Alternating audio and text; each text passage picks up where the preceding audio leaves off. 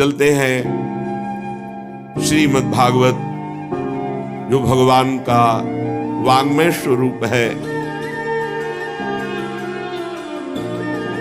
सवेद धातु पदवीं परस्य दुरंत वीर्यस्य रथांग पाणे यो मायया संततयानुवृत्त्या भजेत तत्पाद सरोज गंधम। जो मुरली मनोहर भगवान श्री कृष्ण का आश्रय ले लेता है, अनंत शक्ति अनंत पराक्रम, सावेद धातु पदवीं परस्य दुरंत वीर्यस्य रथांग पाणे। कोई आज तक ऐसा नहीं हुआ कि संपूर्ण रूप से भगवान की सामर्थ्य को, बल को और महिमा को जान सके। इसीलिए वेद भी स्वयं नेति नेति कहते हैं, नाइति, इतना ही नहीं है। इसीलिए भगवान अनंत महिमा में जो उनका ज्ञान, जो वैराग्य, जो बल, जो ऐश्वर्य, जो प्रेम, वो आज तक कोई था नहीं पा पाया। भगवान सारे जगत के रूप में भी हैं और इससे परे भी हैं। उनके स्वरूप को, उनकी लीला को उतना ही वो जान सकता है जितना भगवान जनाते हैं। संपूर्णतया तो भगवान भी अपनी महिमा को पूर्ण रूप से नहीं जानते। जैसे नाम की महिमा के लिए कहा गया, कहूं कहां लगी नाम बड़ाई, राम न सकत नाम गुण गाई। ऐसे प्रभु का रूप, ऐसे प्रभु की लीला, ऐसे प्रभु के अनंत महिमा। स्वयं भगवान ही तो शेष जी के रूप में है। अनंत महिमाशाली भगवान शेष ही है भगवान, और महिमा 2000 जिह्वा से वर्णन करते रहते, पार नहीं पाते। स्वयं भगवान की ही बुद्धि शक्ति से तो सरस्वती जी प्रकट हुई, लेकिन वो भी महिमा का पार नहीं पाती। स्वयं भगवान ही अपौरुषेय वेद के रूप में प्रकट हुए, पर वेद भी नेति नेति कह रहे, अनंत महिमा श्री भगवान की है। जो नित्य निरंतर निष्कपट भाव से भगवान के चरणों का आश्रय लेकर नाम जप करता है और सेवा करता है, सोई जाने जे देहु जनाई। भगवान स्वयं उसको फिर अपनी महिमा जनाते, जितना उतना ही पार पाता है। जैसे मच्छर से लेकर गरुड़ जी तक अनंत महिमाशाली आकाश में उड़ते हैं, पर कोई पार नहीं पाया। ऐसी अपनी अपनी बुद्धि के अनुसार, भगवत प्रदत्त बुद्धि के अनुसार भगवान की लीला महिमा, नाम महिमा, धाम महिमा, गुण महिमा, रूप महिमा का सब ऋषियों ने गान किया, पर इतना ही है ऐसा नहीं, अनंत महिमा है। ध्यान देने योग्य बात है, जो नित्य निरंतर निष्कपट भाव से भगवान का नाम जप करता है, भगवान के चरणों का आश्रय लेकर उनकी सेवा भावना में, वो धन्य धन्य हो जाता है। अनंत महिमा, अनंत पराक्रम, अनंत ज्ञान, अनंत प्रेम, ऐसे भगवान उसके अधीन हो जाते हैं जो निष्कपट भाव से, मोहि कपट छल छिद्र न भावा, निष्कपट भाव से भगवान के लिए भगवान का भजन करना, इसे निष्कपट भाव कहते हैं। सरल शब्दों में, भगवान से कुछ चाहना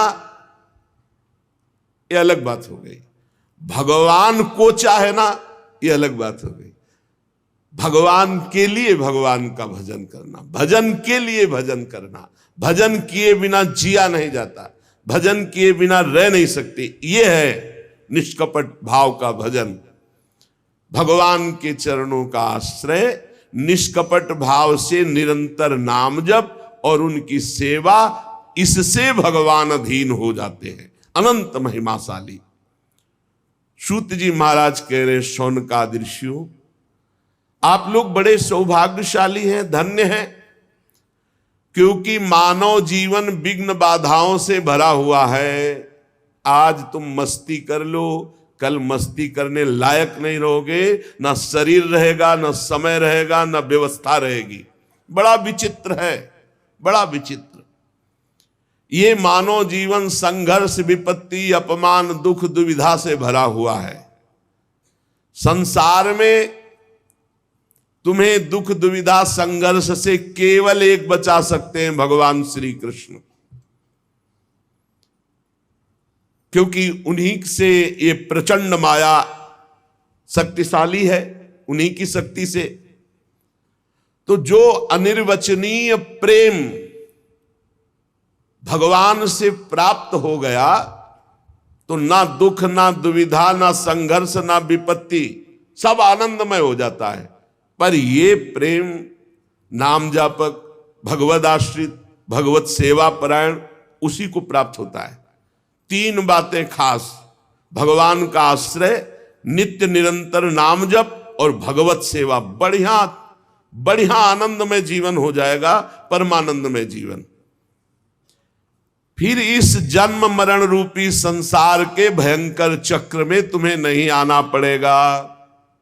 सूत जी महाराज कह रहे, हे ऋषियों, आप बड़े सौभाग्यशाली हैं, आपका जीवन धन्य है। 3 बातें पकड़ लो, पकड़ लो। निष्कपट भाव से निरंतर भगवान नाम जप और दृढ़ भगवान के चरणों का भरोसा, और जो भी कर रहे हो ये भगवान की सेवा, अपने कर्तव्य को भगवान की सेवा, बढ़िया। उसे फिर इस संसार चक्र में, जन्म मरण के चक्र में नहीं आना पड़ता। बैठा लो हृदय में। हे ऋषियों, ऋग्वेदी शौनक जी और 88,000 ऋषि ये सब बैठे हुए। ये जो हम आपको सुना रहे हैं, ये भगवान श्री सुखदेव जी ने परीक्षित जी को सुनाया है। शौनक जी ने कहा, महाराज किस स्थान पर ये कथा श्री सुखदेव जी ने परीक्षित जी को सुनाई, कारण क्या था? मुनि श्रेष्ठ श्री कृष्ण द्वैपायन भगवान व्यासदेव जी ने इस परमहंस संहिता की रचना की। श्री सुखदेव जी महाराज तो बड़े योगी, समदर्शी, भेदभाव रहित और संसार निद्रा से जगे हुए महापुरुष हैं। वो प्राय ऐसे छिप करके चलते हैं कि लोग उनको पागल समझते हैं। बड़ी ऊंची स्थिति श्री सुखदेव जी महाराज की। एक बार जब व्यास जी पीछे पीछे जा रहे थे सुखदेव जी के, तो वहां नदी में कुछ युवतियां स्नान कर रही थी। तो आगे सुखदेव जी दिगंबर निकले तो उनको कोई लज्जा नहीं आई, पर वस्त्र पहने जब व्यास जी निकले तो सब झट से बाहर आकर वस्त्र धारण कर लिया। आश्चर्यचकित होकर के व्यास जी ने उन युवतियों से पूछा, ऐसा भेद क्यों? मेरा जवान पुत्र 16 वर्ष की अवस्था दिगंबर, तुम्हें कोई संकोच नहीं, लेकिन मेरे को वयोवृद्ध को देख करके, वस्त्र धारण किए हुए को देखकर लज्जा क्यों? तो उनका, महाराज आपकी ज्ञान दृष्टि अमोघ है, पर आपकी दृष्टि में अभी स्त्री पुरुष है, परंतु आपकी पुत्र की दृष्टि में ब्रह्म के सिवा कुछ नहीं है। इसलिए मुझे कोई लज्जा संकोच नहीं हुआ, और आपकी दृष्टि में स्त्री पुरुष है इसलिए लज्जा लगी और हमने वस्त्र धारण किया। व्यास जी से ऊंची स्थिति श्री सुखदेव जी महाराज की। तो ये ऐसे महापुरुष कैसे परीक्षित जी के पास पहुंच गए और कथा सुनाए? क्योंकि ऐसे उच्च कोटि की अवस्था को प्राप्त, जो अवधूत वेश में पहचाने ही न जा सके, तो कुरजांगल देश में जाना, हस्तिनापुर में, फिर वहां जड़वत व्यवहार वाले महापुरुष को पहचान लेना, पांडव नंदन राजर्षि परीक्षित, ऐसा सौभाग्य कैसे उदय हुआ कि महान परमहंस श्री सुखदेव जी उनको उपदेश दिए। महाभाग मैं सुनना चाहता हूं। श्री सुखदेव जी गृहस्थों के घरों में अगर कभी भिक्षायाटन के लिए गए तो बहुत विनय करने पर उतनी देर रुके जितनी देर गाय दुही जाती, इससे ज्यादा कभी नहीं रुके। फिर 7 दिन रुककर कथा सुनाला ऐसे महापुरुष को। सूत जी हमने सुना है अभिमन्यु नंदन महाराज परीक्षित भगवान के बड़े प्रेमी भक्त थे। उनके जन्म में भी बड़ा आश्चर्यमय प्रसंग घटा। ये पांडव वंश के गौरव बढ़ाने वाले सम्राट थे, भला इनको शाप क्यों मिला? ऐसे भगवत प्रेमी, ऐसे धर्मात्मा राजा। और फिर ये सर्वस्व त्याग करके आमरण अनशन व्रत लेकर गंगा किनारे बैठ गए। अरे महाराज परीक्षित इतने बलवान राजा थे कि शत्रु पक्ष के राजा इनके चरण रखने की चौकी में आकर रत्नों के ढेर समर्पित करते थे। इन्होंने दुस्त्यज लक्ष्मी परिवार का मोह त्याग कर गंगा किनारे भूखे प्यासे रहकर प्राण त्यागने की इच्छा की। मुझे लगता है कि जो भगवान के आश्रित हैं, संसार के परम कल्याण अभ्युदय समृद्धि के लिए ही वो जीवन धारण करते हैं। उनका अपने शरीर से कोई स्वार्थ नहीं रहता, फिर वो शरीर त्याग की बात क्यों सोचे? ये मैं जानना चाहता हूं। सूत जी आपको वेदवाणी छोड़कर अन्य समस्त शास्त्रों का पूर्ण ज्ञान है, इसलिए इस समय जो हम आपसे प्रश्न कर रहे हैं आप कृपा करके बताइए। सूत जी ने कहा इस समय वर्तमान चतुर्युगी के तीसरे युग द्वापर में महर्षि पराशर के द्वारा वसुकन्या सत्यवती के गर्भ से भगवान का कलावतार योगीराज श्री कृष्णद्वैपायन व्यास देव जी के रूप में जन्म हुआ। भगवान व्यास देव जी सूर्योदय के समय सरस्वती के पावन जल में स्नान करके फिर एकांत स्थान पर बैठे हुए थे। भगवान व्यास देव जी भूत भविष्य वर्तमान सब कुछ ऐसे देखते हैं वर्तमान की तरह, जैसे हथेली पे आंवला रखा हो चारों तरफ देख सके, ऐसे वो अनंत ब्रह्मांडों को देख सकते हैं। वो भूत भविष्य वर्तमान तीनों कालों के ज्ञाता है। बड़ी दृष्टि अचूक थी।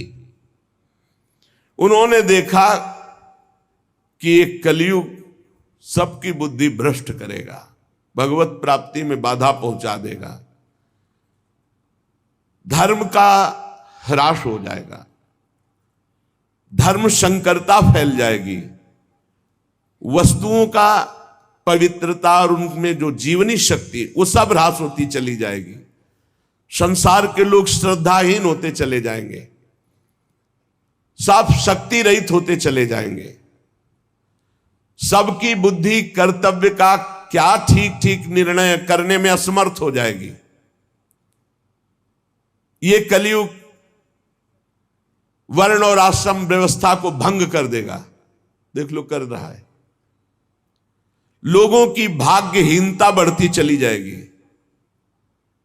दिव्य दृष्टि से देखकर संसार का कैसे मंगल हो, यह विचार। महापुरुषों का हृदय एक बात में ही केवल दुखी होता है कि कैसे संसार भगवत प्राप्त हो जाए, कैसे जीव दुख से पार होकर आनंद समुद्र भगवान में डूब जाए। व्यास जी सोच रहे कि वेदोक्त चातुर्होत्र कर्म लोगों का हृदय शुद्ध करने वाला है।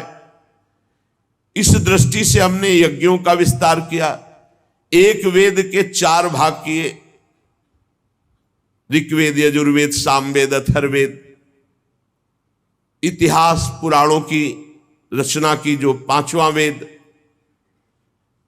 ऋग्वेद को पैल ऋषि, सामगान को जैमिनी ऋषि, यजुर्वेद के एकमात्र स्नातक वैशंपायन जी, अथर्ववेद में दरुण नंदन सुमंत मुनि जी।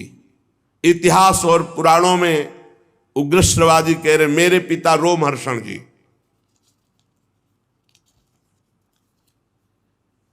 इन सब का मैंने विभाग किया। व्यासदेव जी सरस्वती नदी के किनारे बैठे चिंतित हो रहे हैं। पर कलयुग आएगा तो वेद को पढ़ पाना, सिद्धांत समझ पाना बड़ा कठिन है। इसलिए कल्याण हो जाए ऐसे आचरणों में सब चूक कर बैठेंगे, क्योंकि ज्ञान नहीं रहेगा।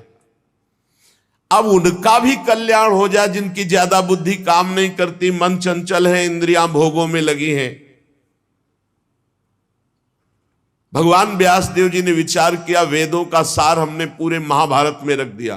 कोई ऐसा सूत्र नहीं, कोई ऐसा श्लोक नहीं, किसी भी ज्ञान वैराग्य भक्ति का जो महाभारत में न रचा गया हो, सब कुछ है।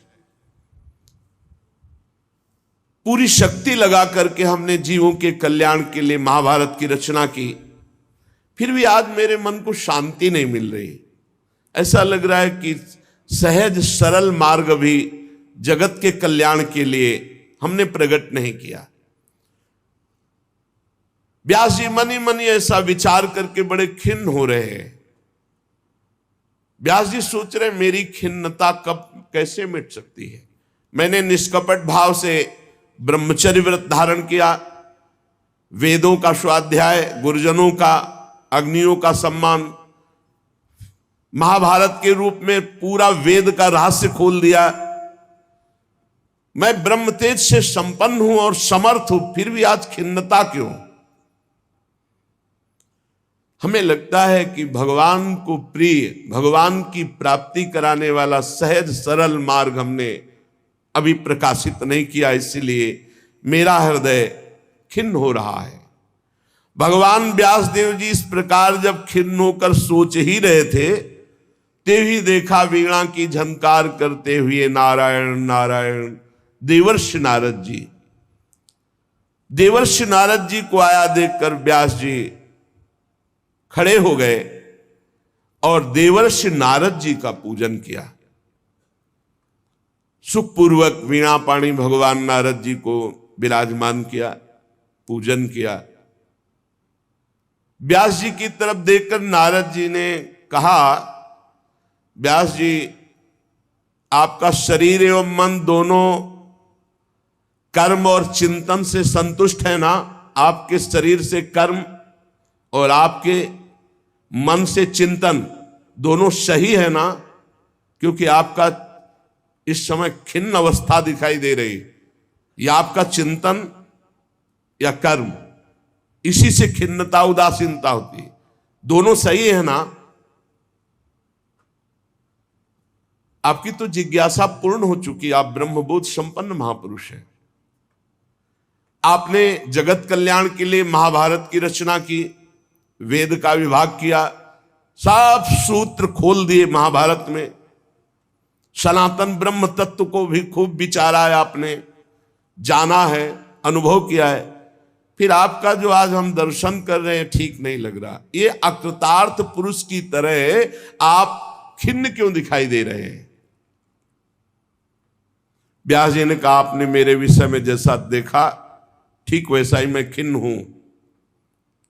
मेरा हृदय संतुष्ट नहीं है सब करके, पता नहीं क्या कारण है। हे देवर्षि नारद, आपका ज्ञान अगाध है, आप साक्षात ब्रह्मा जी के मानस पुत्र हैं, इसलिए मैं आपसे अपनी खिन्नता का कारण जानना चाहता हूं। आप सूर्य की भांति तीनों लोकों में स्वच्छंद भ्रमण करते हैं, कहीं रोक टोक नहीं। योग बल से आप प्राणवायु के समान सबके भीतर अंतःकरणों में क्या हो रहा है जान सकते हैं, सबके साक्षी। योगानुष्ठान नियम द्वारा परब्रह्म और शब्द ब्रह्म दोनों की पूर्णता ये आप में है। इसलिए आप कृपा करके बताइए कि मेरा मन खिन्न क्यों है? भगवान व्यास जी ने कहा। नारद जी ने कहा, व्यास जी एक शब्द में बोल दूं? आपने बहुत घुमा घुमा कर सब चर्चाएं की, लेकिन सीधी भगवत प्राप्ति की, भगवान की चर्चा नहीं की। जो एक मात्र भगवान की चर्चा, जो भगवान की प्राप्ति करा दे। इसलिए भवतानुदित प्रायम यशो भगवतो अमलम ये नई वासौ न तुष्येत मन्ने तदर्शनम खिन्नम आपके दर्शन की खिन्नता का कारण मैंने जान लिया। आपने एकमात्र सहज ऐसा उपाय नहीं रचा जिससे भगवान की महामहिमा का गान करते हुए भगवत प्राप्ति हो जाए। आपने धर्म का, अर्थ का, काम का, मोक्ष का, सबका वर्णन किया। वेदांत मोक्ष का है, लेकिन श्री कृष्ण प्रेम प्राप्ति, श्री कृष्ण की सहज में प्राप्ति, ऐसी महिमा का वर्णन, थोड़ा थोड़ा वर्णन सब है। महाराज, जिस वाणी से, चाहे वो रस, भाव, अलंकार आदि से युक्त क्यों न हो, जगत को पावन करने वाले भगवान श्री कृष्ण का यश गान नहीं होता, वो वाणी अपवित्र मानी जाती है, वो सुनने योग्य नहीं है। मानसरोवर के कमनी कमल वन में विहार करने वाले हंसों की भांति भगवत धाम में विहार करने वाले भगवत चरणारविंदाश्रित परमहंस कभी ऐसी वाणी नहीं सुनते। इसके विपरीत, जिसमें सुंदर रचना भी नहीं है, दूषित शब्द भी है, परंतु जिसका प्रत्येक शब्द भगवान श्री कृष्ण से जुड़ता है, वह वाणी जिसके कान में पड़ेगी सारे पापों का नाश कर देगी। क्योंकि संत पुरुष ऐसी ही वाणी का आदर करते हैं, श्रवण करते हैं, गान करते हैं, कीर्तन करते हैं। जिस निर्मल ज्ञान का आपने वर्णन किया, जिससे मोक्ष की प्राप्ति हो जाती है, यदि भगवान से प्रेम ना हो, भगवान की प्रेम लक्षणा भक्ति उदित ना हो, तो वो ज्ञान किस काम का। गोस्वामी जी ने भी कहा है, जोग कुजोग ज्ञान अज्ञानू, जहां नहीं राम प्रेम पर धानु। महाराज, जो साधन सिद्धि दोनों दशाओं में अमंगल रूप है, वो कामना, काम्य कर्म, जो भगवान को अर्पण नहीं किया गया, ऐसा निष्काम कर्म, ये सब व्यर्थ है, भगवान से संबंधित। महाभाग व्यास जी, आपकी दृष्टि अमोघ है, आपकी कीर्ति पवित्र है, आप सत्य परायण दृढ़ व्रत हैं, इसलिए आप संपूर्ण जीवों को कैसे बंधन मुक्त किया जाए, इसलिए खिन्न है। वो होगा केवल अचिंत शक्ति भगवान श्री कृष्ण के लीला चरित्रों का गायन और श्रवण करने से। जो मनुष्य भगवान के नाम और रूप, लीला, गुण, धाम के सिवा और कुछ बोलना चाहता है, उसी समय माया उसे फांस लेती है। सेवक जी महाराज कह रहे हैं, तब सुख हरिवंश गुण नाम रसना रटत, और बहुवचन अति दुख दानी। हानि हरिवंश के नाम अंतर परे, लाभ हरिवंश उच्चरत बानी। उसी समय दुख घेर लेगा जब भगवत चर्चा के सिवा प्रपंच की बात करोगे, फंसा लेगा। कोई न कोई अपराध वाणी का बन जाएगा, किसी की निंदा, किसी की अवहेलना। देवर्षि नारद जी कहते, जब कोई मनुष्य भगवान की चर्चा के सिवा और कुछ बोलने की इच्छा करता है, उसी समय भगवान की माया उसको चक्कर में फंसा लेती है, उसकी बुद्धि अपवित्र हो जाती है। जैसे हवा के झकोरों से डगमगाती हुई डोंगी को कहीं भी ठहरने का ठौर नहीं मिलता, ऐसे भगवत विमुख बुद्धि चंचल होकर माया में भ्रमित हो जाती, उसे कहीं ठौर नहीं मिलता। भगवान अनंत, कोई विचारवान विवेकी पुरुष संसार की वार्ता छोड़कर भगवान की चर्चा करता है, संसार की बातें सुनना बंद करके भगवान की बातें सुनता है, और वो परमानंद का अनुभव करता है। इसलिए जगत के कल्याण के लिए अब आप भगवान की लीलाओं का गायन कीजिए। बड़ी जोर की बात देवर्षि नारद जी यहां कह रहे, त्यक्त्वा स्वधर्मम चरणाम्बुजम हरेर, भजन पक्कोथ पते ततो यदि। बहुत जोर की बात है। यत्र क्वा वा भद्रम अभूदमुष्य, किं को वार्थ आप तो भजताम स्वधर्मतः। जो अपने धर्म का त्याग करके भगवान की शरण में हुआ, मर गया, कोई भजन साधन नहीं बना। जैसे आज सुना आपने, और शाम तक शरीर पूरा हो गया, कोई भजन साधन नहीं बना। भजन न तो परिपक्व हुआ न साधन बना, तो बोले क्या उसका मंगल हो सकता है? अभी कोई साधना नहीं बनी, कोई भजन परिपक्व नहीं हुआ, क्या मंगल हो सकता है? नहीं, इतने मात्र से भगवत प्राप्ति, भगवान की शरण में हो। त्यक्त्वा स्वधर्मम चरणाम्बुजम हरेर, ये बात समझना होगा कि अब तो सर्वधर्मान परित्यज्य मामेकम शरणम व्रज। जो भगवान ने आदेश किया अब मैं वही स्वीकार करता हूं। त्यक्त्वा स्वधर्मम चरणाम्बुजम हरेर, ये अंदर की बात है। आज सत्संग सुना और मन में निश्चय किया कि अब सब धर्म कर्म भगवान के लिए, अब तो मेरे जीवन का एकमात्र लक्ष्य श्री कृष्ण चंद्र, और मर गया। कोई साधन भजन नहीं हुआ। भजन न पक्कोथ पते ततो यदि, न भजन हुआ न कोई परिपक्व अवस्था आई, तो क्या होगा? यत्र क्वा वा भद्र मभूदमुष्य, क्या उसका मंगल हो सकता है? बोले कदापि नहीं। सीधे शरणागति का फल, सीधे शरण की प्राप्ति। और जो धर्मानुष्ठान खूब कर रहा है, भगवान की शरण में नहीं, भगवान का भजन नहीं करता, तो बोले क्या कभी उसका मंगल हो सकता है? नहीं। क्यों? ऐसे ऐसे अपराध बन जाएंगे। मान लो एक वैष्णव निंदा बन गई तो पूरे जीवन का स्वधर्मानुष्ठान सब चाट लिया। साधु अवज्ञा तुरंत भवानी, कर कल्याण अखिल के हानि। भक्तन निंदा अति बुरी भूल करे, जिनको किए सुकृत बहु जन्म के क्षण में दारे खोए।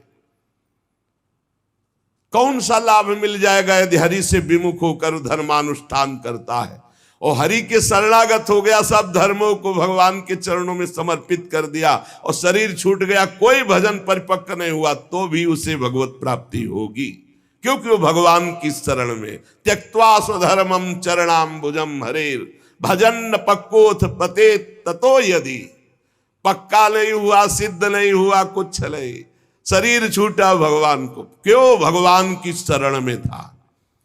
भगवान का उभय भांति ते आनो, दोनों स्थिति में लाओ, चाहे वो कामना से हो चाहे निष्कामना से, चाहे जैसे भाव से हो, अगर मेरे शरण में आ गया तो भगवान करे कोटि विप्र बदला गए, जाहू आए शरण तजो नहीं था। इसलिए बुद्धिमान पुरुष को चाहिए कि भगवत आनंद की प्राप्ति के लिए, दुख निवृत्ति के लिए एकमात्र भगवान की शरण ले लो। भगवान खुद गीता जी में कह रहे, दैवी हेषा गुणमयी मम माया दुरतया मामे ये प्रपद्यन्ते माया में ताम तरंत ते, जय घोष है, तर जाएगा। वही बात देवर्षि नारद जी कह रहे हैं। तिनके से लेके ब्रह्मा तक ऊंची नीची योनियां, ये सब कर्म के फल स्वरूप हैं। ये स्वयं प्राप्त नहीं होती, कर्म के अनुसार प्राप्त होती है। लेकिन भगवान की शरण में हो जाए तो शरण मात्र से भगवत प्राप्ति, माया मुक्ति, शरण हो जाए, हृदय से हो जाए। संसार के विषय सुख में तो चीटा चीटी पशु पक्षियों को भी वही भोग सुख मिल रहा है जो तुम मनुष्य शरीर में, कर्म के अनुसार सब। लेकिन इस कर्म के चक्र से निकाल करके परमानंद की अनुभूति, ये तो त्यक्त्वा स्वधर्मम चरणाम्बुजम हरेर, ये भगवान श्री कृष्ण के चरणों के आश्रय से होगी। बहुत ध्यान देने योग्य बात है, इससे बहुत पुष्टता होती है। व्यास जी भगवान श्री कृष्ण के चरणों का आश्रय ले लिया, शरणागत हो गया वो जन, पर उसमें बुरा भाव अंदर अभी है। बहुत बहुत जोर की बात है। तो भी वो संसार में जन्म मृत्यु के चक्र में नहीं आएगा। ना वही जनो जातु कथन चनाब्रजेन मुकुंद सेव्य न्यवदंग संस्कृतिम स्मरन मुकुंदांघ्युपगूहनम पुनर् विहातुमिच्छेन्न रसग्रहो यतः। बड़ी बात है, बड़ी बात है, इसी से मस्ती आती है। भगवान श्री कृष्ण के चरणारविंद का शरणागत सेवक हो गया और उसमें दैवात बुरा भाव है, बुरा भाव, धर्म विरुद्ध आचरण। तो बोले क्या वो अन्य मनुष्यों तरह दुर्गति को प्राप्त होगा? बोले ना, वो जन्म मृत्यु संसार में नहीं आएगा। ये है हमारे प्रभु की लात न प्रभु चित चूक किए की करत सुरत सहवार ही की जय घोष है। संस्कृतिम चक्र में अब नहीं आ सकता, बुरा भाव भी है, पर भगवान का शरणागत। इसीलिए कहा गया है कि भगवान जो गीता जी में कह रहे कि साधुरेव समंतव्य, उसे मानो साधु है। साधु को साधु मानने के लिए नहीं कहा जाता, जो साधु नहीं है उसको साधु मान। मेरी शरण में आ गया पिचेत्सु दुराचारो भजते माम अनन्य भाग साधुरेव समंतव्य सम्यक व्यवसिता ऐसा। अब वो दुराचारी गति को नहीं जाएगा, वो मेरे को प्राप्त होगा। यह है भगवान की शरणागति। ओहो, सब सिद्धांत एक तरफ, भगवान की करुणा एक तरफ।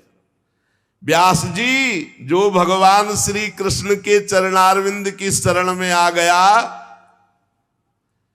दैवात का भी बुरा भाव उसके अंदर है, तो वो जन्म मृत्यु संसार चक्र में नहीं आएगा। बुरा होते हुए भी वो भगवान को प्राप्त हो जाएगा। क्यों? क्योंकि भगवान का आश्रय लिया। मुकदमा में फांसी की सजा पक्की, वकालत पक्की, न्यायाधीश पक्का, दस्तखत पक्के, लेकिन राष्ट्रपति ने माफ कर दिया। अब क्या करोगे? अब जज ये थोड़ी कहेगा कि घंटों सालों से हम दिमाग लड़ा करके फिर इसको निर्णय किया, आप रद्द क्यों कर रहे हैं? वकील कहें हम बहुत वकालत की है और ये पक्का दोषी है, तो राष्ट्रपति कहेंगे पक्का दोषी है पर हमने माफ कर दिया। अहम त्वाम सर्व पापेभ्यो मोक्षयिष्यामि मा शुचा, ये हमारे अखिल कोटि ब्रह्मांडों के अधिपति बोल रहे हैं। सर्वधर्मान परित्यज्य मामेकम शरणम व्रज। छाती फूल जाती है बात सुनकर। नहीं तो एक एक कर्म का बहुत बड़ा बड़ा हिसाब है। यहां कह रहे व्यास जी जो भगवान श्री कृष्ण के चरणारविंद की शरणागति स्वीकार कर ली, उसमें दैवात बुरा भाव, दैव कहते प्रारब्ध, प्रारब्ध के अनुसार बुरा भाव, तो क्या वो जन्म मृत्यु संसार चक्र में आएगा? कभी नहीं। जीत गए, जीत गए, हम जीत गए। इसीलिए कहते हैं भगवत प्राप्ति को समझो आप। जिसने भगवान के चरण कमलों का एक बार आश्रय ले लिया, फिर भगवान उसे कभी नहीं छोड़ते। ये मंगल बात। और जिसे चस्का लग गया भगवान के भजन का, भगवान की लीला कथा सुनने का, उसको कल्याण की फिक्र नहीं। कल्याण तो उसका हो गया जो बुरा भाव वाला भी है, लेकिन भगवान का शरण आश्रय ले लिया। अपिचेत सुदुराचारो, कैसा मंगल भगवान की शरणागति है। मैंने तो आपको इशारा बताया है, आप तो खुद सब कुछ जानते हैं। देवर्षि नारद जी कह रहे हैं व्यास जी आप अपनी अमोघ दृष्टि का प्रयोग कीजिए। आप भगवान पुरुषोत्तम के कलावतार हैं। आपने अजन्मा होकर यह जन्म धारण किया है जगत मंगल के लिए। ये तपस्या, वेदाध्ययन, यज्ञानुष्ठान, स्वाध्याय, ज्ञान, दान, तीर्थयाटन, इन सबसे भगवत प्राप्ति नहीं। श्री कृष्ण लीला गुणों का गायन करके, श्री कृष्ण की शरणागत होकर श्री कृष्ण का नाम जप, ये भगवत प्राप्ति कराएगा। मैं तुम्हें अपने पूर्व चरित्र को बताता हूं। देवर्षि नारद जी कहते हैं ये पिछले कल्प की बात है, युग की नहीं, कल्प की बात है। मुझे तीनों काल का ज्ञान है। मैं वेदवादी ब्राह्मणों की एक दासी का लड़का था। ये पहले बहुत सुंदर गंधर्व थे, उपबर्हण, जो देवर्षि नारद जी अपनी कथा सुना रहे कि मैं पूर्व जन्म में दासी पुत्र था, उसके पहले उपबर्हण नाम के गंधर्व थे और बहुत ही सुंदर थे। इनको इतना सब पसंद करते थे, चाहे कोई भी हो, कि इनका दर्शन करना, इनसे संभाषण करना। चित्ररथ गंधर्व ने 50 दिव्य सुंदर अपनी पुत्रियों को, उपबर्हण को ब्याहा था। बड़े ही सुंदर थे ये। एक बार ब्रह्मा जी ने भी इनको अपनी सभा में गाने के लिए बुलाया, उपबर्हण को, भगवान का यश गाने के लिए। अब ये उस सभा में तो गए, बहुत रूपवान थे, जो देखे लुभायमान हो जाए। तो ये भगवान का यश न गा करके जो अप्सराएं और सब, तो रूप सौंदर्य सांसारिक गाने लगे। ब्रह्मा जी गए, सभा में बुलाए गए हो, हरि यश गान करने के लिए तुमने सांसारिक रूपों का गायन किया, इसलिए तुम दंड के अधिकारी हो, जाओ नीच योनि को प्राप्त हो। तुम्हें गर्व है अपने इस रूप का, जाओ तुम नीच योनि को प्राप्त हो। शाप सुनते तत्काल शरीर क्षीण हो गया, नष्ट हो गया। और ये कालांतर में द्रुमिल गोप की पत्नी कलावती के गर्भ से प्रकट हुए। किसी कारण से द्रुमिल गोप जब पधार गए तो कलावती इनको एक लेकर, साधु सेवी ब्राह्मण थे, उनके यहां दासी भाव से रहकर इनका पालन पोषण करने लगी। तो वही कह रहे हैं कि मैं पिछले कल्प के अपने पूर्व जीवन में वेदवादी ब्राह्मणों की एक दासी का लड़का था। वर्षा ऋतु में चातुर्मास जैसे चल रहा है, तो महात्मा जन एक स्थान पर 4 महीने टिकते, प्रायः ऐसा था। पहले से वो स्थान देख लेते थे कि जहां 4 महीना भिक्षा मिलेगी, और वो 4 महीना वर्षा में एक जगह रहते थे। वो जब देव उत्तिष्ठिनी एकादशी आती है, तब फिर सब चातुर्मास पूर्ण करके भ्रमण करते थे। तो ऐसा ही उन ब्राह्मण के यहां चातुर्मास करने बड़े महात्मा जन आए। तो उन ब्राह्मण ने मुझको, मेरी बाल्यावस्था थी, देवर्षि नारद जी कह रहे, उन संतों की सेवा में नियुक्त कर दिया। देखो, संत सभा में अपराध किया, ब्रह्मा जी की सभा संत ही सभा तो है, तो नीची गति को प्राप्त हुए। अब यहां संत सेवा, तो सर्वोत्तम गति को प्राप्त होंगे।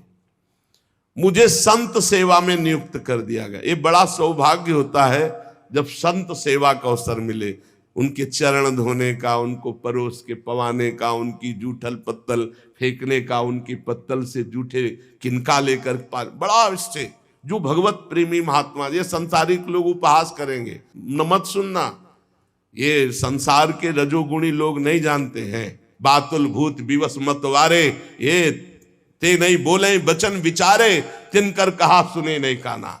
अहो भाग्य, संतों का चरणामृत मिले, संतों की जूठी पत्तल से एक एक कण उठा के पाने का। आप खुद अनुभव करके देख लेना कैसा हृदय होता, रोने का मन होगा प्रभु के लिए जब संतों की जूठन मिलेगी।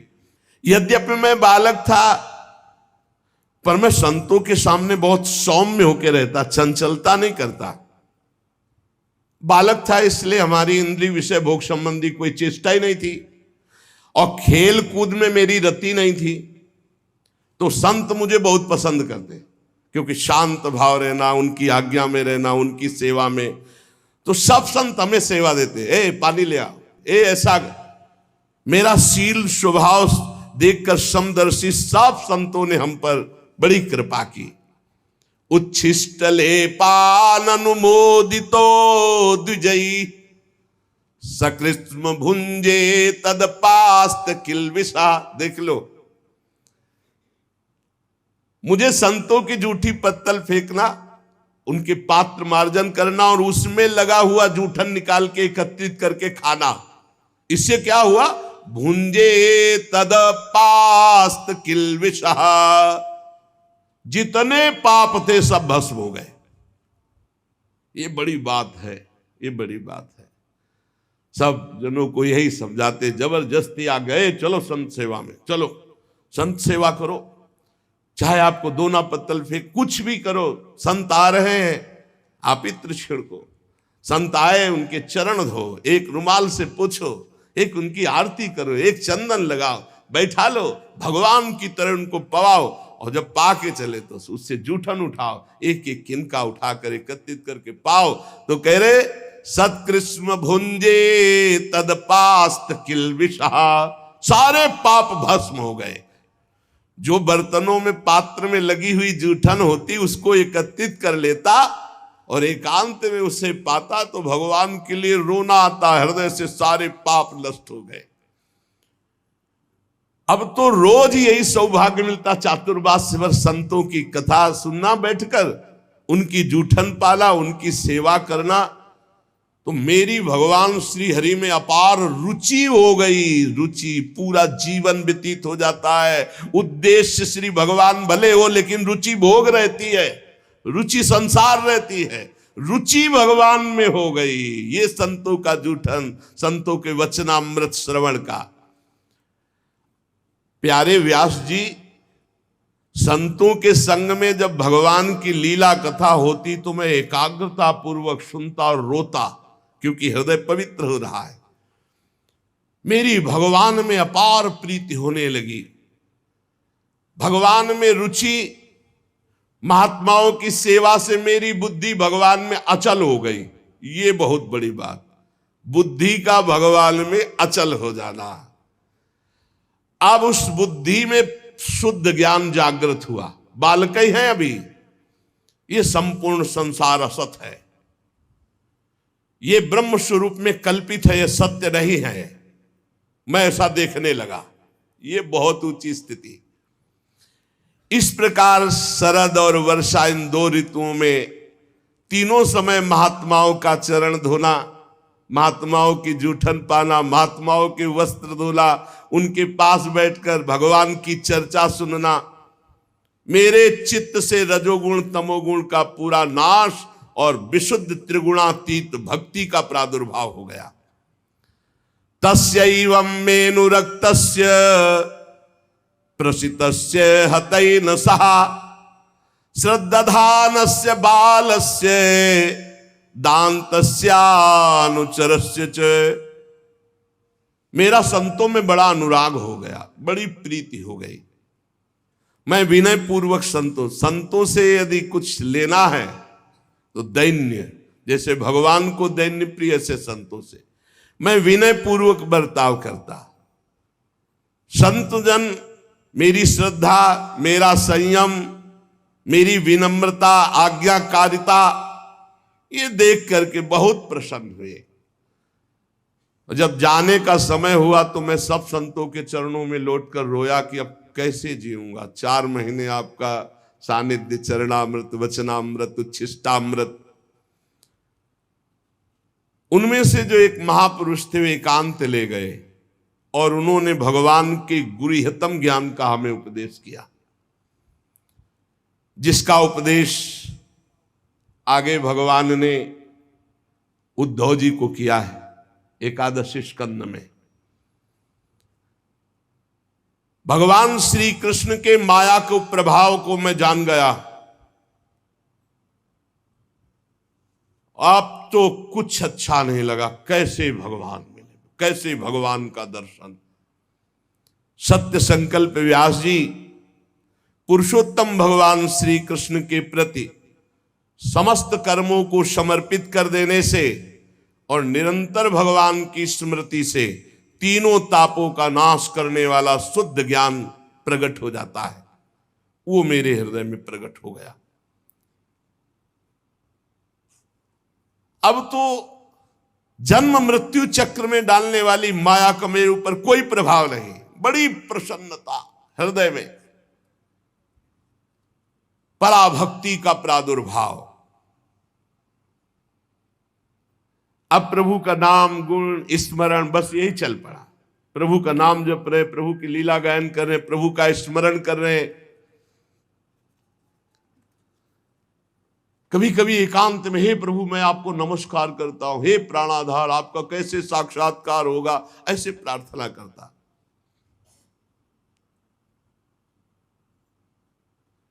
अब मुझे संतों की कृपा से ब्रह्म ज्ञान और पराभक्ति भाव रूपा दोनों का परिचय प्राप्त हो गया था। व्यास जी ने कहा, नारद जी जब वो ज्ञानोपदेश देने वाले महात्मा जन चले गए तब फिर आपने क्या किया? उस समय आपकी अवस्था तो बहुत छोटी थी। फिर आपने अंतिम समय शरीर कैसे परित्याग किया?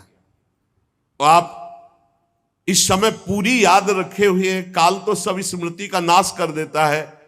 आपको पूर्व कल्प की स्मृति कैसे? पीछे युग की नहीं, पूर्व कल्प की। देवर्षि नारद जी ने कहा, जब मुझे ज्ञान देने वाले महात्मा गण चले गए तो मैं भगवान का नाम जब, भगवान का ध्यान, भगवान का स्मरण करते हुए बहुत छोटी अवस्था थी, समय व्यतीत कर रहा था। मैं अपनी माँ का इकलौता लड़का था, वो मुझे बहुत प्यार करती थी। ये मुझे पच नहीं रहा था, ये मुझे पच नहीं रहा था कि माँ मुझे प्यार कर रही। मैं ही उसका सहारा था, इकलौता लड़का। मैंने भगवान से प्रार्थना की, प्रभु मां के स्नेह पास से मुझे मुक्त करो। देखो, जननी जनक बंद सुत दारा, तन धन धाम सुहृद परिवारा, सबकी ममता ताग बटोरी, मम पद मनई बांध बर डोरी। मेरी योग क्षेम की चिंता मां बहुत करती, हर समय खाया कि नहीं खाया, ऐसा वैसा, और ये मुझे बहुत अखरता क्योंकि मेरे ध्यान में विक्षेप पड़ता। कठपुतली जैसे नचाने वाले की इच्छा के अनुसार नाचती है। भगवान व्यासदेव जी से देवर्षि नारद जी कहते, संसार चक्र जिनसे चलता है वो ईश्वरों के ईश्वर भगवान श्री कृष्ण। मैंने भी सोचा भगवान का जब विधान कोई होगा तभी मुक्त हो पाऊंगा। अभी 5 वर्ष की अवस्था थी, मुझे देश काल का कुछ ज्ञान नहीं था। एक दिन मुझे सूचना मिली कि मेरी मां गौ दूहने के लिए घर से बाहर निकली थी, रास्ते में सर्प ने, काले सर्प ने डस लिया। अब सर्प का क्या दोष, पैर छू गया होगा, काल की प्रेरणा, उसने डस लिया। मां पधारी, मैंने सोचा महामंगल हो गया। ये लो, यह है भक्तों का हृदय। महामंगल में जोई जोई प्यारो करे, सोई मोहि भावे। अब तो कोई रोक टोक नहीं ना, कोई प्यार कर। भक्तों को डर किससे लगता है जानते हो? नफरत करने वालों से नहीं, प्यार करने वालों से। जो भगवान के प्रेमी जन होते हैं वो अपमान, तिरस्कार, निंदा करने वालों से कभी डरते नहीं, लेकिन प्यार करने वाले से डरते हैं। श्रद्धावान जो हो, कहीं हमारी चित्त वृत्ति इधर न चली जाए। नारद जी ने कहा, महामंगल, महामंगल, बड़ा अनुग्रह है, और चल पड़े उत्तर दिशा की ओर। बस चलते ही गए, नगर, गांव, देश, खाने, खेड़े, नदी, इन सबको पार करते हुए आगे देखा बड़ा शीतल जल, जो जलाशय विशाल है, कमल खिले हुए हैं, पक्षी कुहुक रहे हैं, भौरे मड़रा रहे हैं। बालक 5 वर्ष का अकेला ही इतना लंबा मार्ग तय करके, नरकट, बांस, सेठा, कुश, कीचक, ऐसे जंगल में, वहां सांप, उल्लू, सियार, भयंकर जीवों का घर, पर मुझे भय नहीं लगा क्योंकि मैंने जान लिया था कि वही होगा जो श्री कृष्ण रचे हैं। मुझे जोर से प्यास लगी थी, बालक था ही, इंद्रियां शिथिल हो गई थी, भूखा भी था। अब उस बढ़िया सरोवर में स्नान किया और जल पान किया, थकावट मिट गई। पास में देखा विशाल एक पीपल का वृक्ष था, वहीं जाकर आसन लगाया और बैठ गया। भयावह जंगल, पर जैसा संत महात्माओं ने मुझे बताया था भगवान का स्वरूप, वैसे ही मन ध्यान करने लगा। एकांत भक्ति भाव वशीकृत चित्त द्वारा जे भी आर्त भाव से भगवान को पुकारा, मेरे नेत्रों में आंसू, शरीर में रोमांच और भाव में भगवान प्रकट हो गए। भगवान ये व्यास जी उस समय मुझे कैसे तुम्हें बतावें जो आनंद प्रकट हुआ भगवान के प्रकट होने पर। रोम रोम पुलकित हो गया, हृदय शीतल शांत हो गया, आनंद की बाढ़ आ गई और मुझे तनिक भी ध्यान नहीं रहा मैं कौन हूं, कहां हूं, कैसा हूं। भगवान का ऐसा सुंदर रूप मेरा मन लुभायमान हो गया। बस अभी आनंद ले ही रहा था कि सहसा रूप अंतर ध्यान हो गया। अब तो आसन से उठ खड़ा हुआ, विकल हो गया, चिल्ला चिल्ला कर रोने लगा। बहुत बार आसन लगाया, ध्यान धरने की चेष्टा की, पर वो रूप नहीं आया। बार बार विकल होकर भगवान को पुकारा, अब इस रूप के बिना मैं जी नहीं सकता। अतृप्त हो गया, अशांति बढ़ गई, कैसे प्रभु का रूप अब दोबारा देखे। वन में भटकने लगा तो आकाशवाणी हुई, खेद है इस जन्म में अब तुम दोबारा दर्शन नहीं कर सकते। अध कचरे योगी को मेरा दर्शन असंभव। ये मैंने तुम्हारा चित्त लुभायमान करने के लिए अपनी तरफ से दर्शन दिया है। ऐ निष्पाप बालक, तुम बस इसी रूप का ध्यान करते हुए निरंतर मेरा नाम जप कर और शरीर की आयु पूरी होने का इंतजार कर। अब तुझे कोई वासना नहीं फंसा पाएगी। अल्पकाल में संत सेवा से तुम्हारी चित्तवृत्ति परम पवित्र हो गई, इसीलिए संत सेवा से प्रभावित होकर मैंने तुम्हें दर्शन दिया, ये तुम्हें लुभायमान करने के लिए। अब तुम्हारा यह शरीर जब छूटेगा तो तुम मेरे दिव्य पार्षद देवर्षि नारद के रूप में जन्मोगे, प्रकट होगे। ये भगवान ने कहा। तुम्हारा दृढ़ निश्चय कभी नहीं टूटेगा। सृष्टि का प्रलय हो जाने पर भी तुम्हें एक एक बात की स्मृति रहेगी। मैं हर समय तुम्हें देख रहा हूं, तुम निश्चिंत रहना। बस मेरे ध्यान में, मेरे भजन में शरीर छोड़ो और आओ, मैं दिव्य पार्षद रूप तुम्हें प्रदान करूंगा। मैंने आकाशवाणी जिस दिशा से हुई थी झुककर प्रणाम किया। बस लज्जा संकोच छोड़कर भगवान के नाम का कीर्तन करता हुआ समय व्यतीत करता, कब शरीर छूटे।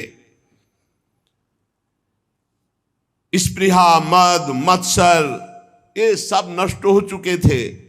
अब तो काल की प्रतीक्षा करता हुआ केवल विचरण करता। भगवान की कृपा से मेरा हृदय कृष्ण प्रेम से भर गया। जैसे बिजली कौंधती ऐसे अचानक मृत्यु आई और मेरे शरीर को नष्ट कर दिया। जे भी शरीर नष्ट हुआ तो सीधे भगवान के समीप गया और भगवान ने मुझे दिव्य चिदानंदमय देवर्षि नारद शरीर दिया। ये पांच भौतिक नहीं है, ये चिदानंद है। त्रिभुवन में कहीं भी वायु के समान देवर्षि नारद जी जा, और कभी मृत्यु नहीं होनी। प्रारब्ध कर्म पांच भौतिक शरीर में होते हैं, चिदानंद में नहीं। सबको चिदानंद मिलता है जो भगवान के निजन होते हैं, जैसे दास्य, सख्य, वात्सल्य, गोपी, सहचरी, ये सब चिदानंद स्वरूप।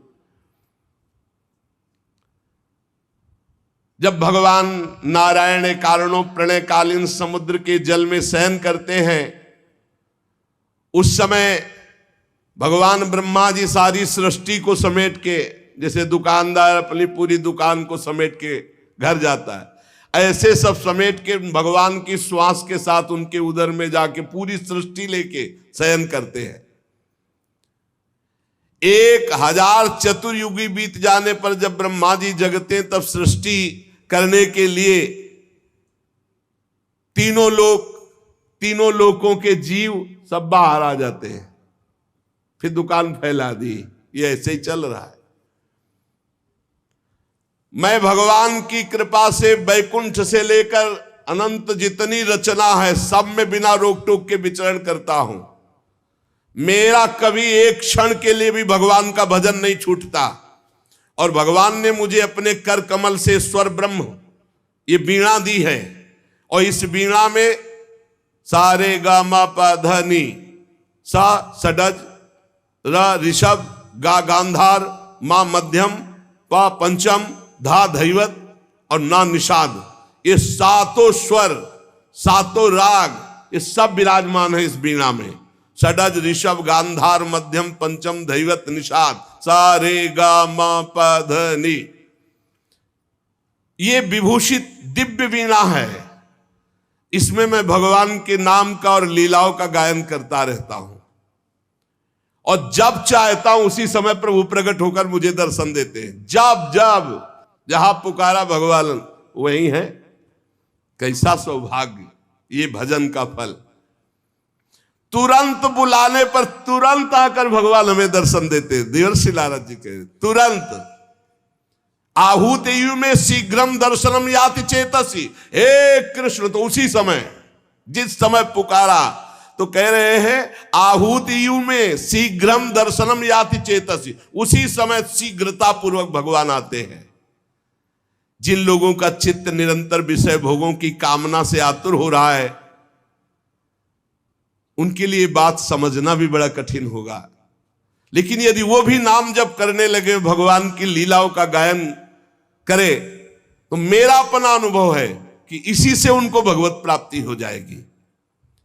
ये काम और चोट, लोभ की, मोह की, क्रोध की ऐसी बार बार दे रहे हृदय में। भगवान के नाम जप से और लीला गायन से जैसी शांति मिलती वैसी किसी और साधना से नहीं। बार बार इस बात को पकड़ लो। यम नियम आदि योग मार्गों से वैसी शांति नहीं मिलती। व्यास जी, आप निष्पाप हैं। आपने मुझसे जो कुछ पूछा था वो अपने जन्म और साधन का रहस्य और आपकी आत्मतुष्टि का उपाय मैंने बतला दिया। श्री सूत जी कहते हैं, शौनकादि ऋषियों देवर्षि नारद जी व्यास जी से इस प्रकार कहकर जाने की अनुमति ली, और वीणा में तान छेड़ते हुए स्वच्छंद विचरण करते हुए भगवान का नाम गुण। नारद जी हर समय भगवान का नाम, वो धन्य भाग है उस महाभागवत को जिसकी जिह्वा पे नाम चल रहा है।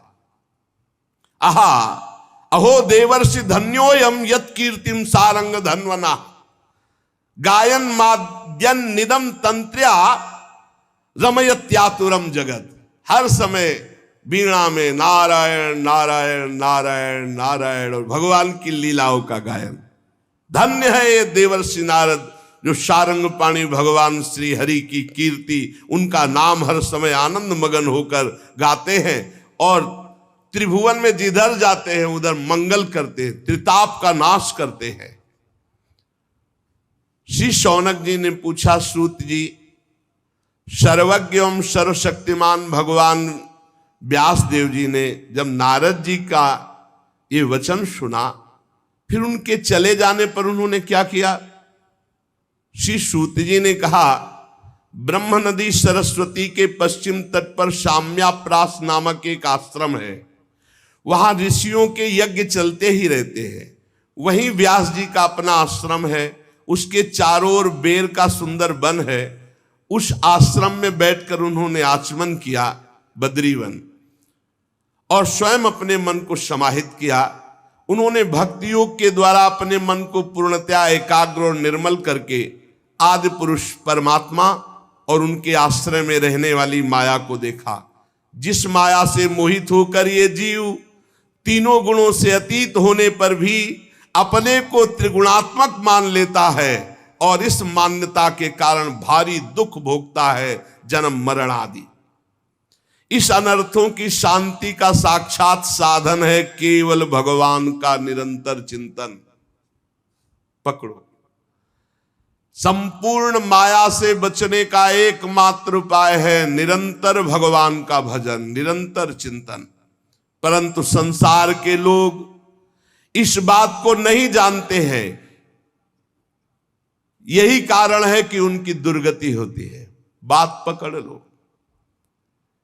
इसीलिए बहुत सरल भावों से भगवान की महिमा, भगवान के सिद्धांत जिसमें भरे पड़े हैं, ऐसे श्रीमद् भागवत की संहिता की रचना की भगवान व्यास देव जी ने।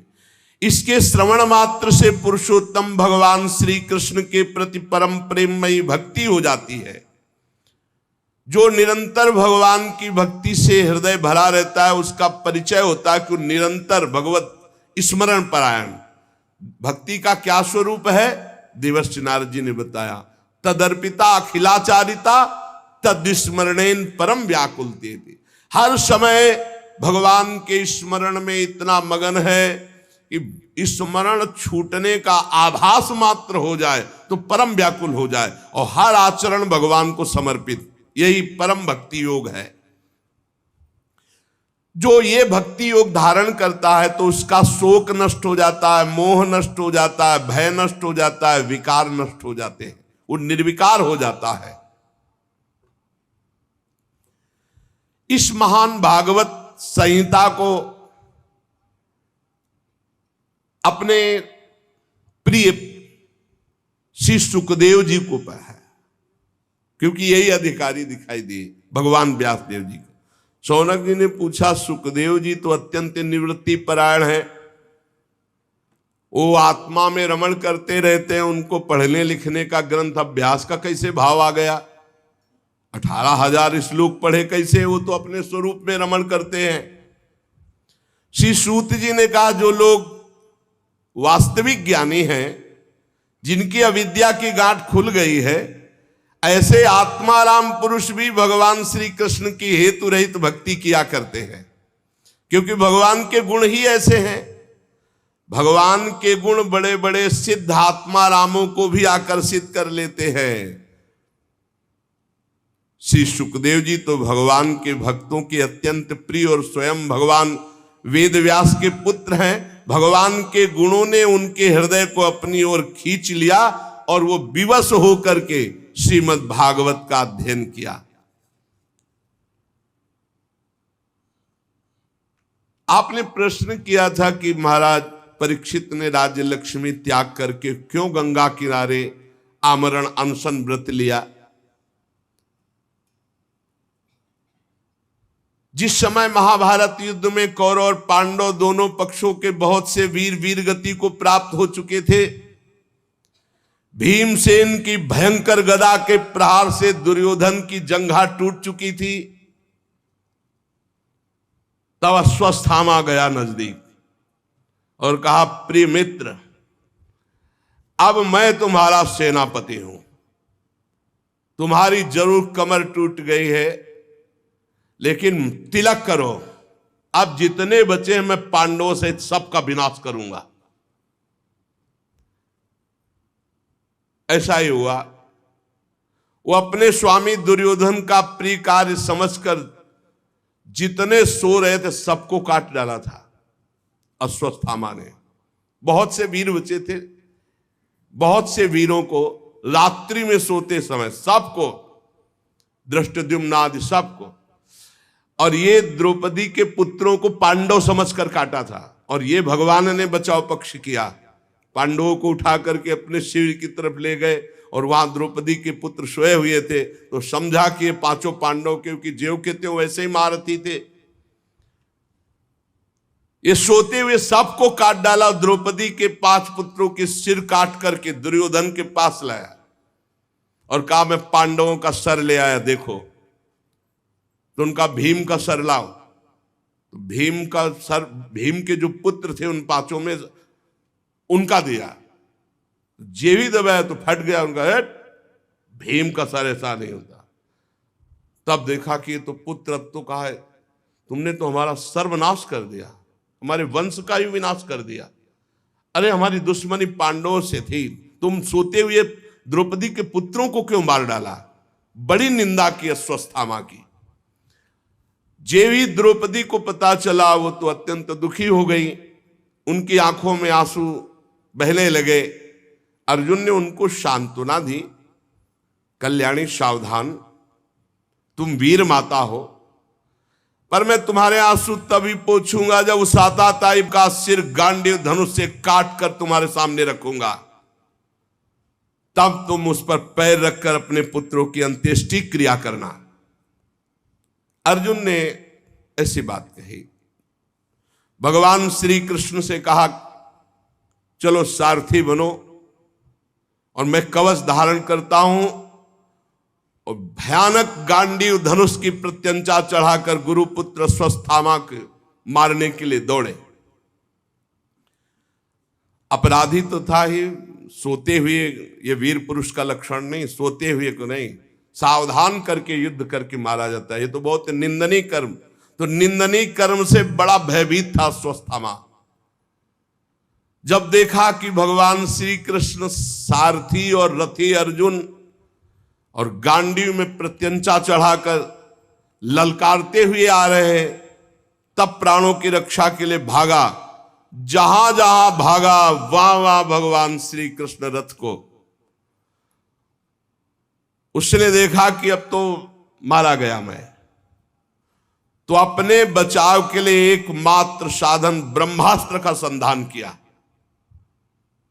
द्रोणाचार्य जी द्वारा प्रदत्त। लेकिन ब्रह्मास्त्र संधान करना सिखाया था, वापस करना नहीं। इसको वापस करना अर्जुन को सिखाया था।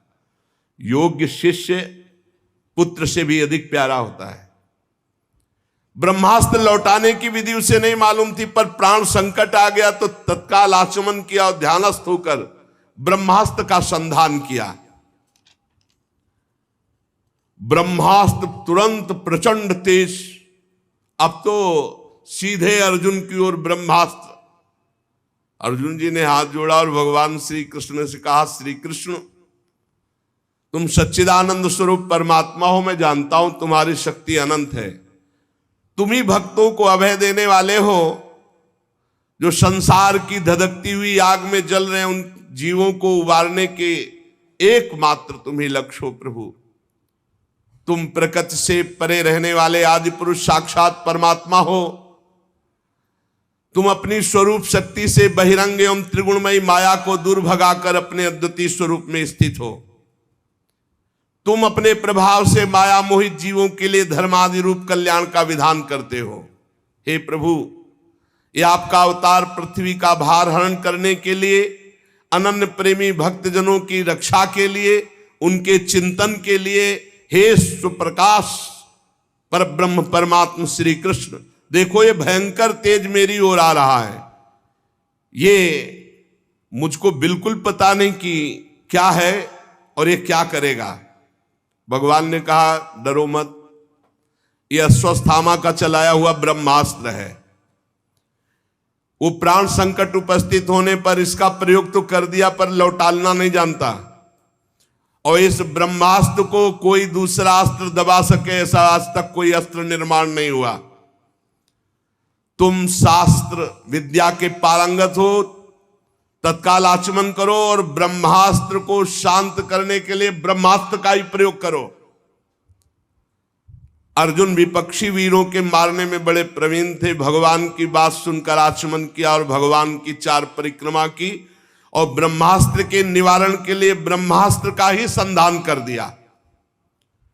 अब दोनों ब्रह्मास्त्र जब भयंकर प्रलयाग्नि प्रकट हो गई, जब दोनों ब्रह्मास्त्र टकराए,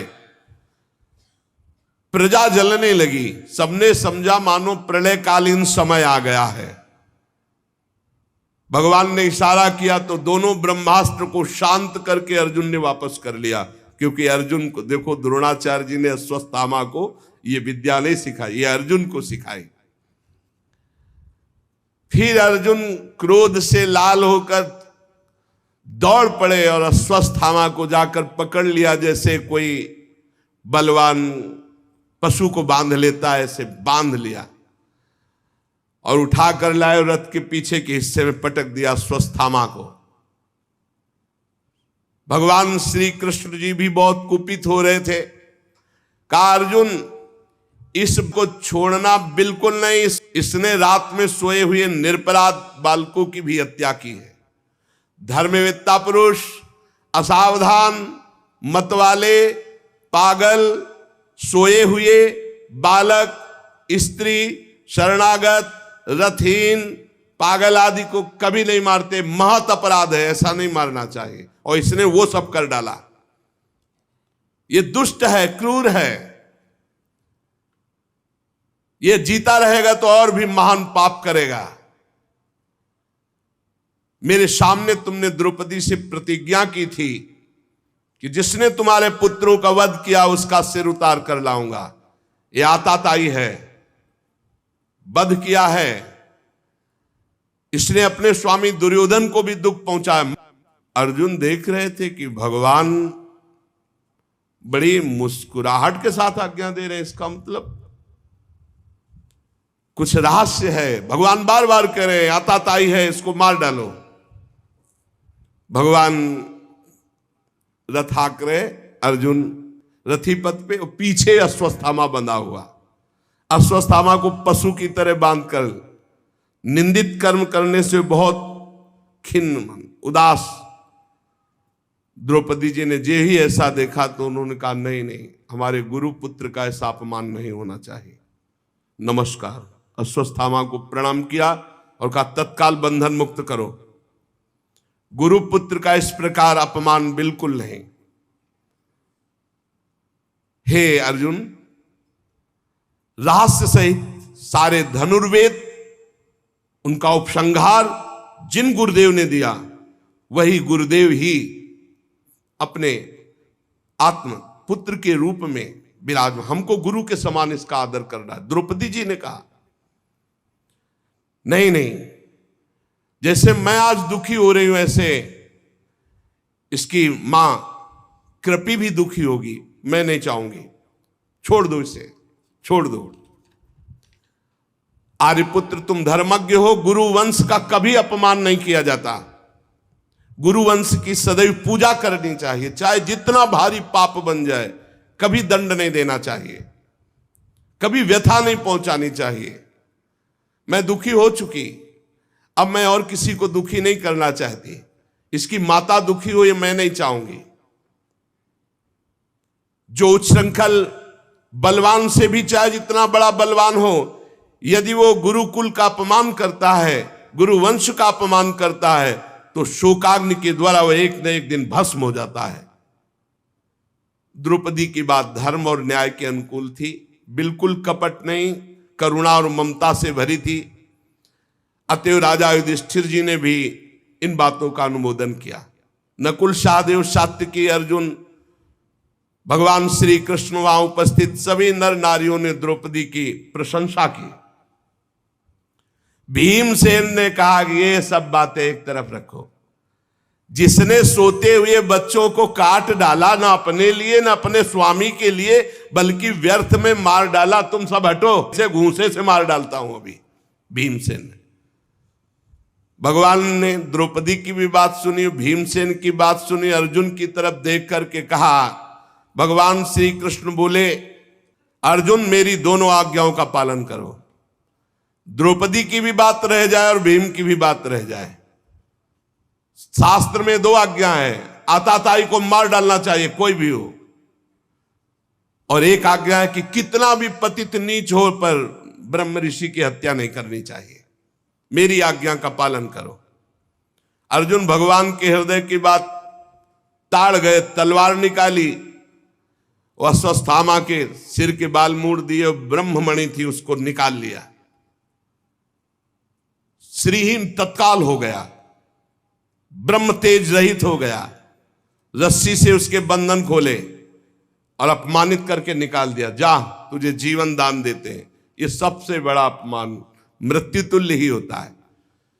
मूड देना, धन छीन लेना, कठोर वचन करके धक्का कर मारकर बाहर निकाल देना, यही मृत्यु तुल्य दंड भी है और मारा भी नहीं, दोनों बातें हो गई। अब अंत्येष्टि क्रिया अपने पुत्रों की पांडवों ने की, जलांजलि अर्पित की, गंगाजल में स्नान किया। भगवान श्री कृष्ण और धौम्य आदि मुनियों ने पवित्र इतिहास सुनाकर उनको सांत्वना प्रदान की।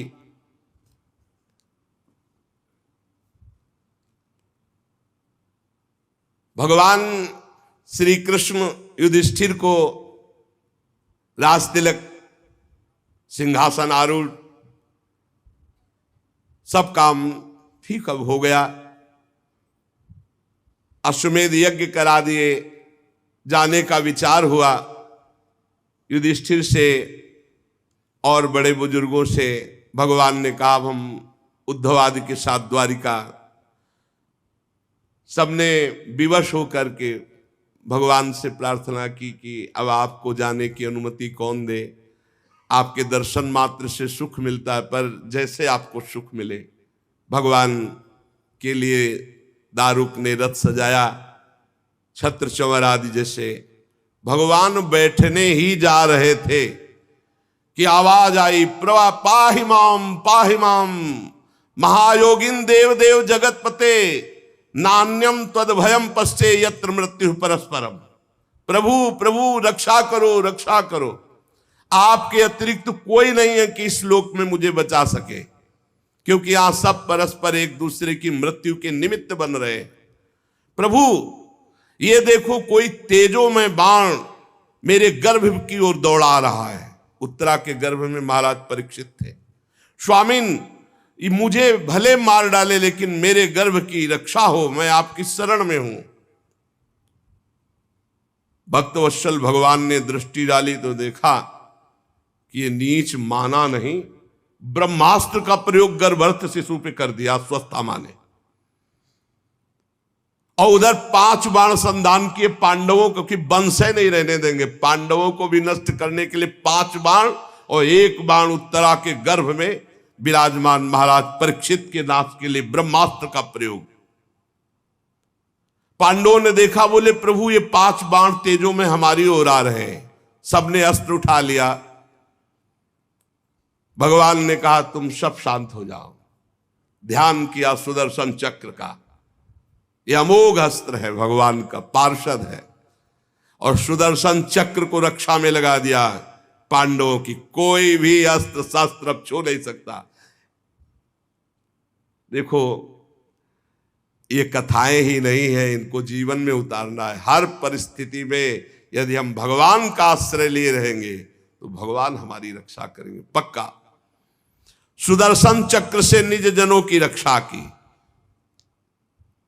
योग योगेश्वर भगवान श्री कृष्ण ने जब देखा कि पांडवों की वंश परंपरा जिससे चलनी उस परीक्षित के ऊपर ब्रह्मास्त्र, तो तुरंत अपने माया के द्वारा कवच रच दिया।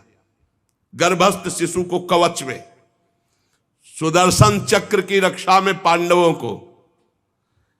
ब्रह्मास्त्र अमोघ है, कोई शस्त्र उसको नहीं रोक सकता। फिर भगवान श्री कृष्ण का तेज सुदर्शन के सामने आते ही 5 बाण शांत हो गए।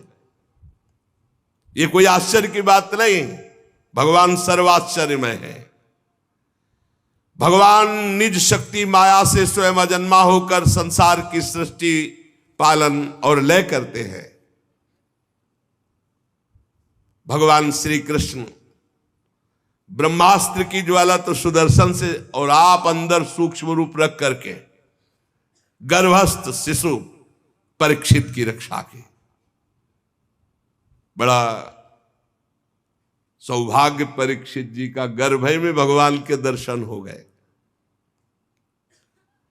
ब्रह्मास्त्र की ज्वाला से मुक्त कर दिया पांडवों को भी और गर्भस्थ शिशु को भी। फिर भगवान ने सांत्वना दी और कहा अब चले। जब कुंती जी ने देखा कि भगवान जा रहे हैं, तो भगवान के समीप आई और भगवान से स्तवन करने लगी। जो स्तवन वो आगे चर्चा। श्री राधा वल्लभ लाल की जय।